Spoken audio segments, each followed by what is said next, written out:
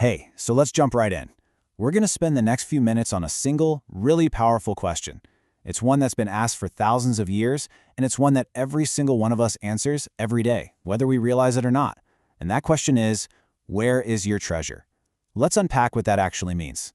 This one simple line from the Sermon on the Mount is pretty much the foundation for our entire explainer today. It's such a profound idea, right? It connects what we value, our treasure, directly to the very core of who we are, our heart. But what does that really mean for us today?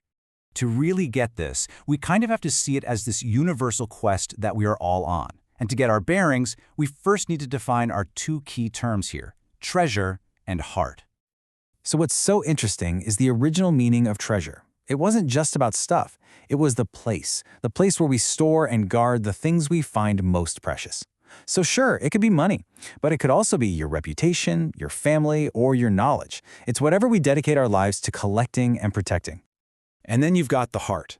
And in this context, we're not just talking about the organ pumping blood in your chest. Think of it more like mission control for your entire life. It's the source of your desires, your feelings, your motivations. Like the old proverb says, from it flow the springs of life. And this brings us to a critical link. Whatever you decide is treasure, that's what your heart, your whole being, is going to chase after. So, if our heart follows our treasure, where does the world tell us to look for it? The most common map we're all given points straight towards prosperity. Wealth, status, success. But does that map actually lead to the place it promises? Well, a fascinating study from 2011 by British and American researchers dug up a pretty shocking paradox that really challenges this whole idea. They looked at the link between a country's prosperity and its people's well-being, and what they found was completely counterintuitive. Okay, so get this. The study found something remarkable. The countries that ranked highest on the prosperity list, the wealthiest, most successful places, where people often said they had high life satisfaction, well, those places also had the highest rates of suicide. The richest places weren't the most content. So why? Why does this happen? The researchers figured a huge factor is social comparison.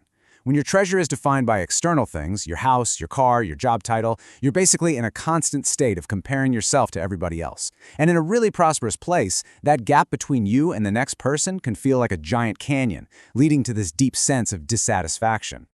And right there, that's the fundamental problem with the world's map. It sets your heart on things, which can never really satisfy you.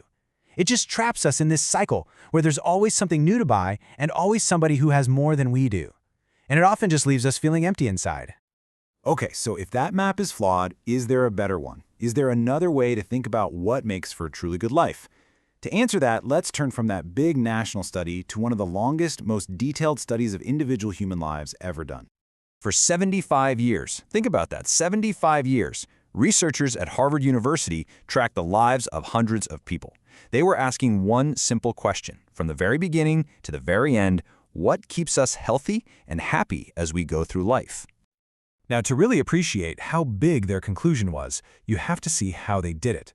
It all started way back in 1938.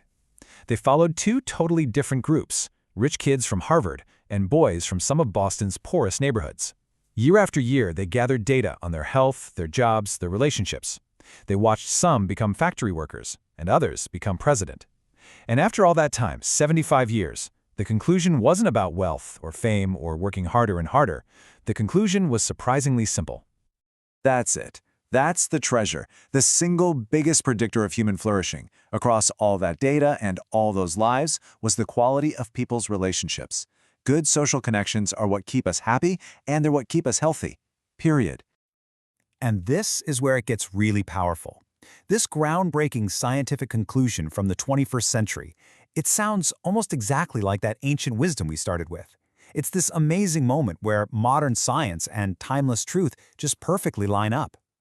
You see, both of these sources are pointing to the exact same North Star. True treasure isn't something you can own, it's something you build. It's not found in your possessions, but in your connections. The good life, it's built on good relationships.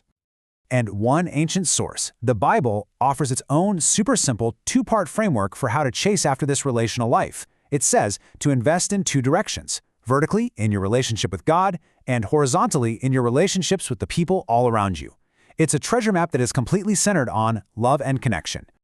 So when it's all said and done, we're left with two very different maps. You've got the world's map, which focuses on external treasure, money, status, and its result is often comparison and emptiness. And then you've got the timeless map, which focuses on relational treasure, connection, community, and its result, which is now confirmed by science, is health and happiness. And this brings it all back to you, because knowing all of this is one thing, right? But actually living it out is something else entirely. Choosing your treasure isn't some big one-time decision. It's a daily practice. Some research suggests that the average adult makes around 10,000 choices every single day. It's wild. Most are tiny and we don't even think about them, but they all add up. What to eat, what to say, where to put your attention, what to think about. And this is where this idea has real power in your life. Every one of those tiny choices is like a vote. It's a small investment in one of those two treasures we talked about. A choice to scroll through social media and compare your life to others, or a choice to call a friend. A choice to work late to get that promotion, or a choice to be home for dinner. Each one steers your heart. So we end right where we began, but now the question is for you. You have a whole new batch of choices in front of you today. As you make them, one by one, which treasure are you going to be storing up? And where is your heart going to be at the end of the day?